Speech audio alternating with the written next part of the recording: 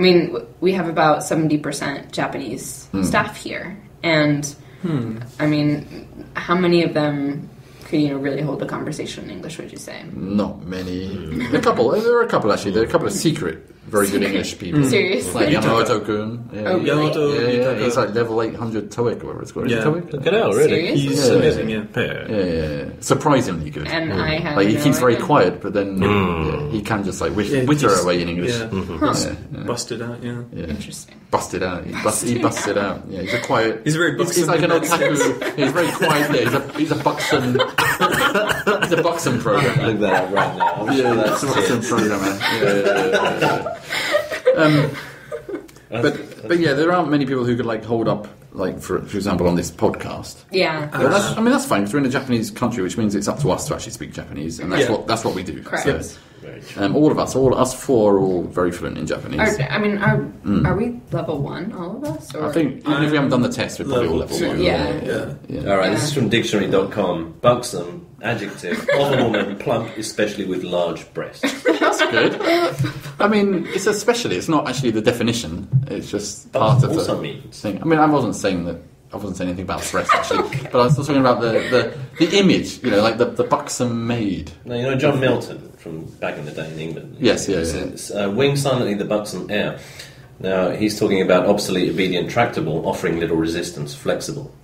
Oh right. So apparently it is an adjective. Yeah. In that respect. Yeah. So ye old English. That's a reference. John Milton, there you go. Yeah. John Milton. Correct. I like buxom. It's a good word. I love the word. It's a shame it's not in regular use anymore. I guess we can bring it back. Yeah, let's bring it back. The new trend. Yeah. Buxom. Let's bring buxom back to life. Buxom. We're the buxom men. I need to get down the gym. We're the Actually, in Duncan's defense, when Duncan was talking about his life, I decided that Duncan was probably the coolest dude that I met ever. There you go. Is that like a gay sort of thing? No, total man crush. No, but you worked for FIFA.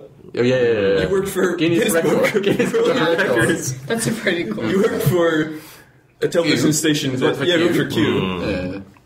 It's quite interesting, isn't it? There's a lot of jobs out there. It must have been fun, like at the Guinness Book of Records, like going around all the places. Yeah, I went to New York and I gave a certificate to a gentleman on Broadway in New York. He delivered a pizza from New York to Japan. What? Yeah, he is a I believe that record's been broken, but he was the longest pizza delivery in the world. And then someone must have really wanted New York pizza. Seriously, I might have gone for Chicago. There's a gentleman called Eiji Bando. Eiji Bando was a.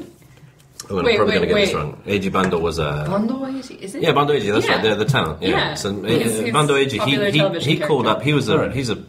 I'm probably going to get this wrong, but I believe he was a batter with the Hanshin Tigers back in the day. Yeah. Okay. And a baseball player, right? So and now he's what they call a talent in Japanese TV. He's on a bunch of TV programs. And he rang up this pizzeria in Broadway, New York, and said, "Hey, I want a margarita or something." And the guy said, "Oh, sure." And he got on a plane with his margarita and flew it over to Tokyo. Yeah, awesome. So that was the Guinness World Record for longest pizza delivery. Wow. Was that for a TV program as well? Yeah, it was. Okay, yeah, it was indeed. And quite impressive though. It must have tasted awful. It must have tasted horrendous. Yeah, seriously. Can you imagine? Reheat that? No, pizza lasts. They probably 12 hours. I mean, that's just. Pizza can sit out for 12 hours. Pizza that's older than 12 the next hours. morning. The next morning. This is all pre 9/11 and stuff like that, though. This is like late 90s, right? So now I don't know. It's probably. Well, you probably could, couldn't you? Pizza, right? You could. You could take it on there. I mean, he's literally in the cabin of the. He's in business class or first class or something because I think it was Nippon Terebi or Fuji Terebi or something. They paid for it, right? So it's probably also the most expensive pizza. Ever made. I mean, it must have been ridiculous. Not for the price of the actual goods, but and I remember he was pissed because they didn't tip him. Because it's Japan, right? So That's really interesting. It was like $12, you know what I mean? And they gave him $12. Yeah. He's like, what?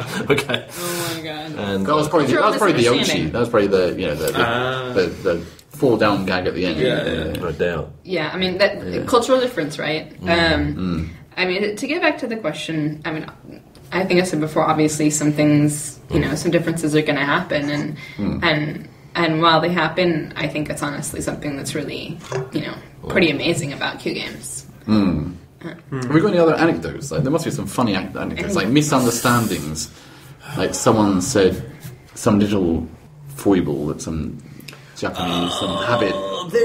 I have an anecdote, but it's never been a barrier or anything like that. Oh yeah, But yeah. No, I'm not talking about barriers, but like, sometimes- I think just interesting, like Sometimes Japanese programmers, and for the most part, they try their best at putting in really good English comments into right, and variable names into the code. into the code, yeah. And sometimes they even come to me to actually ask for like the proper word to put into just a comment, which is like, which kind of shows, I think, their professionalism because they want to be able to explain their code to other people. But in some cases, they misspell words for a variable name or for in a comment or something like that. But in game programming, sometimes you have something called like a factory, which makes enemies. You have an enemy factory. Or something. And Japanese The people pronunciation often of A is often U. is So I saw, I think it was in Monsters. There's like the enemy factory. enemy factory, Enemy or something like factory. that. It was pretty funny. I think, Well, the other thing I know, so actually following on from that, is that Japanese programs, when they're putting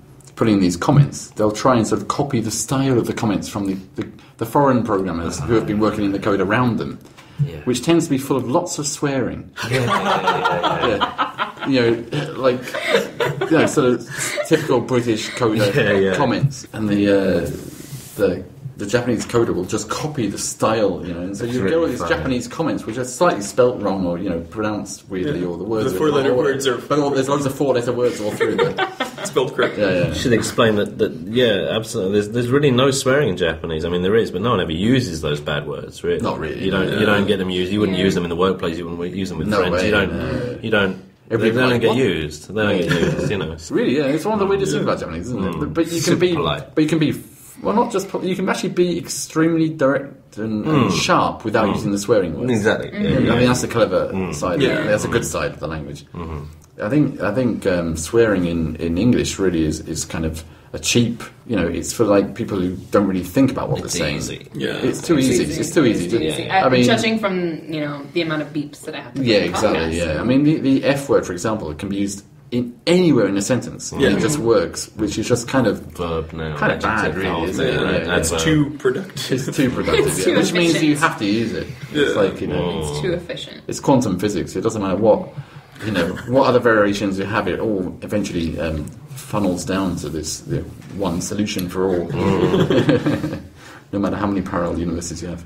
It's pretty funny we got on this topic because before, like in America, we have the saying like "you talk like a sailor" or something like that. Oh yeah. But since come That's to a pretty games, old phrase. Yeah, well, since game developers have like the rottenest mouths of any like occupation I've Some met of them, so far. yeah, some of them. Yeah, but it's surprisingly like Jerome, who's He's very French. quiet. Yeah, but he's French. Yeah. Half of the French language is vernacular. I mean, half of it. I mean, seriously, like if they're not swearing, then they're saying amour or something. Amour. There's no other words in the language. You didn't know that. I mean, no, I didn't know that. When you hang out with a few French people, you get that. Which there are a few French people here. Yeah, so. yeah. I don't think Canadian French. Maybe they don't swear as much. I don't know. Perhaps not. Perhaps not. The French do swear quite a bit, don't they? Yeah, but the French, they like every other word. It is. Yeah. But it's like the English. I think the English get it from there. Self-indulgence for the win. Yeah, exactly.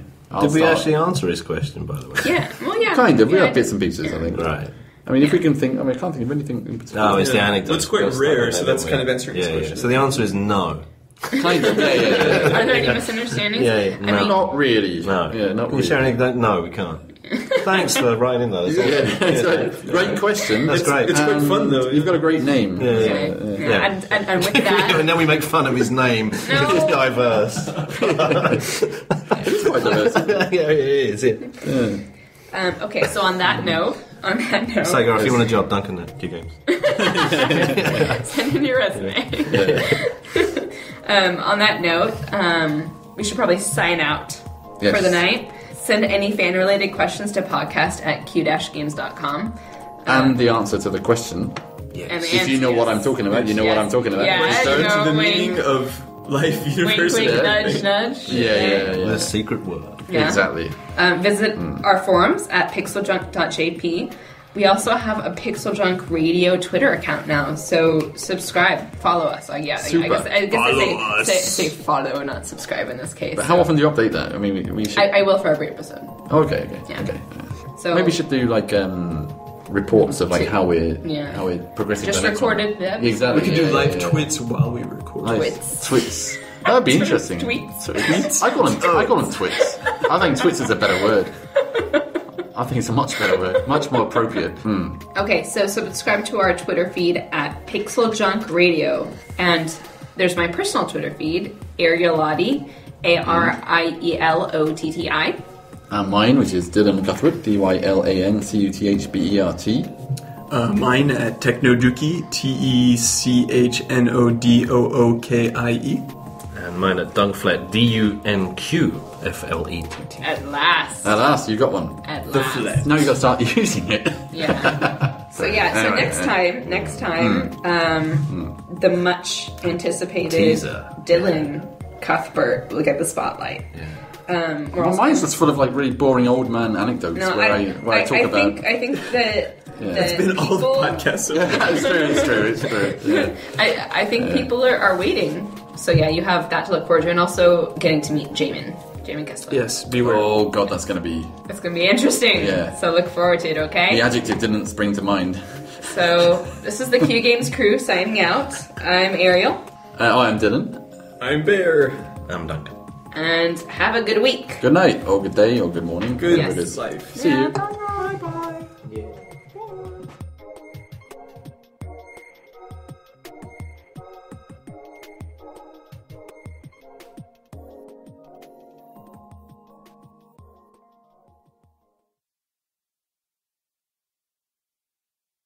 I think all that funniest stuff is in these sections. So Yeah.